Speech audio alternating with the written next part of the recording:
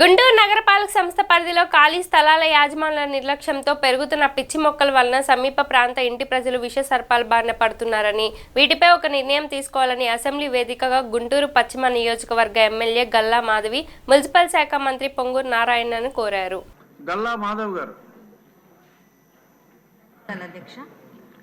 అధ్యక్ష, మీ ద్వారా municipal minister గారికి ఇళ్ల మధ్య ఖాళీ స్థలాల సమస్యని మీ దృష్టికి తీసుకొస్తున్నాం అధ్యక్ష.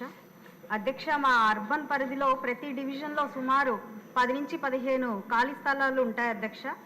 ఇవి మురుగుతో, చెత్తతో, పిచ్చి మొక్కలతో మరియు అనేకమైన విష సర్పాలకి నిలవులుగా ఉండిపోయి స్థానికంగా చాలామందికి అసౌకర్యంగా ఉంటున్నాయి అధ్యక్ష. ఒక్కసారి మీరు ఈ పిక్చర్స్ చూస్తే అర్థమవుతుంది అధ్యక్ష. ఇవన్నీ కూడా అపార్ట్మెంట్స్ మధ్యలో ఖాళీ స్థలాలుగా మిగిలిపోయి ఉంటున్నాయి అధ్యక్ష.